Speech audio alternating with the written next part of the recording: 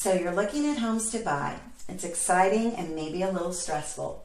You don't want to make a mistake and end up with a home that you absolutely hate. In this video, I'm going to share with you the 5 things most buyers miss when looking at homes and how you can be sure not to fall into the same trap. Be sure to listen for the number 1 thing that all realtors actually consider, but most buyers don't.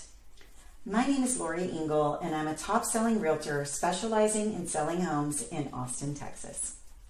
Let's begin with number 5, and that's checking out the neighborhood at night. Most home viewings occur on the weekend, or at least in the light of day, which is important. But once you've settled on a home that you love and you want to make an offer on, don't neglect driving the neighborhood at different times during the day and night. A community can change drastically when everyone is home from work and school. So your only concern isn't just safety. Things to consider are barking dogs, are there parties going on at night, and maybe are there lots of for rent signs, which would indicate that there are more renters than owners in the neighborhood. Moving on to number 4, road test your commute. You never know where gridlock or other traffic problems might arise unless you road test your commute. Even if you're working from home, you should check the routes to school and shopping. Get behind the wheel and drive your morning and evening routes, as well as any alternates. The third thing that buyers tend to miss when looking at homes is whether or not there is a homeowners association and just how active it is.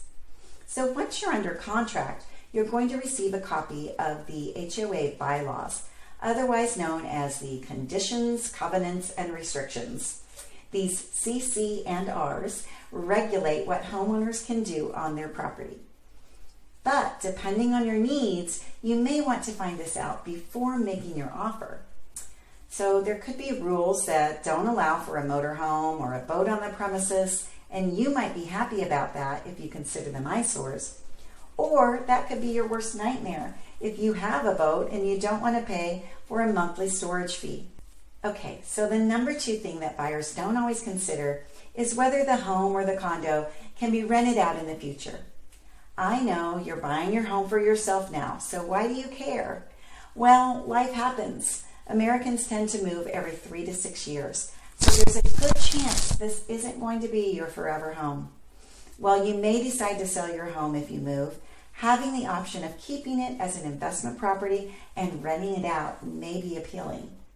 So be sure to check on whether the HOA or the local government precludes or limits long-term or short-term rentals in your neighborhood. Now, the number 1 thing most buyers miss when looking at homes is factoring in resale value. As I just mentioned, there's a good chance this just may not be your forever home. And even if it is, resale value will be important to your estate. I've seen buyers buy a home with a basic challenge like backing up to a busy street or a tiny yard with the mindset that it doesn't bother them, so it won't bother others. These types of challenges can limit your buyer pool when it comes time to sell years later. Hopefully, I've given you some things to consider when you're looking for a home so that you can avoid some of the common mistakes I see other home buyers make.